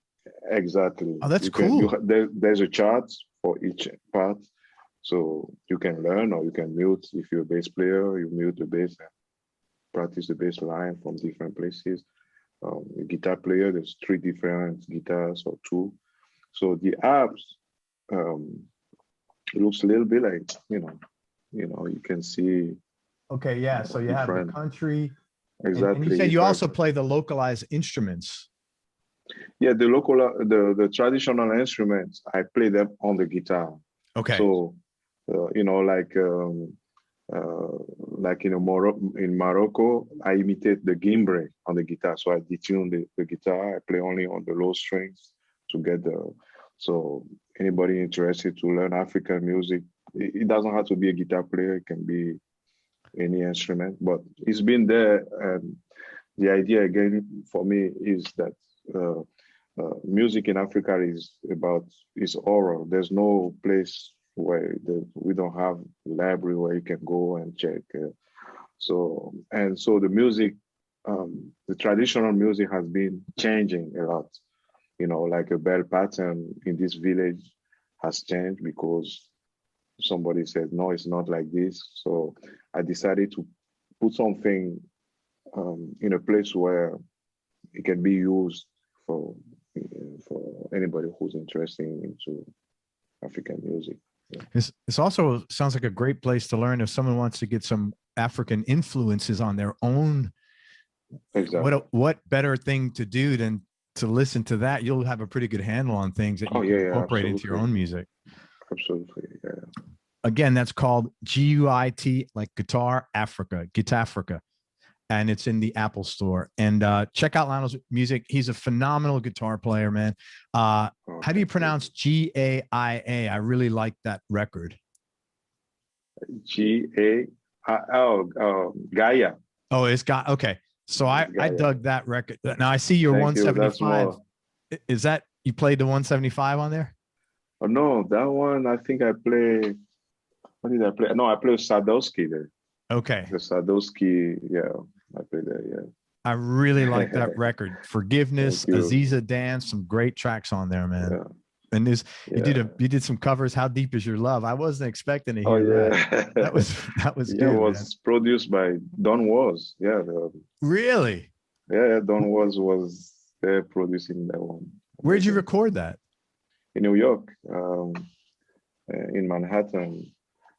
And Don Was, we were actually, that's the only recording I've done under my name where we all in the same room, no headphones, set up like a live. Don Was just sitting on the floor and we just put just mic. So we couldn't go back and fix anything because everything was bleeding and we wanted that sound, basically. Yeah. That's a very cool experience, man. You've done a lot of stuff and congratulations, man. You earned it. So thank you for everything. I really appreciate it. Again, everybody check out Lionel Loueke. Lionel Loueke Music. Again, his last name is spelled Loueke. Latest album is HH for Herbie Hancock. Hit him up follow him on Instagram and Facebook, and he's available, as I said, for lessons and tracks. And check out the app GUIT Africa. Thank you, man. Hang on one second. Let me just wrap this up. Everybody, thank you so much for listening. If you enjoyed this, please share it on your social media channels. We appreciate your support. Lionel, thank you so much for everything. I really appreciate your time. My pleasure, Craig. Thanks for having me. Oh, my pleasure, man. And most important, remember that happiness is a choice. So choose wisely, right? You agree with that? That's right. Right on, man. Be nice. Go play your guitar and have fun. Until next time, peace and love, everybody. I'm out. Brother, thank you so much. Bye-bye. Thank you. Thank you. Thank you again.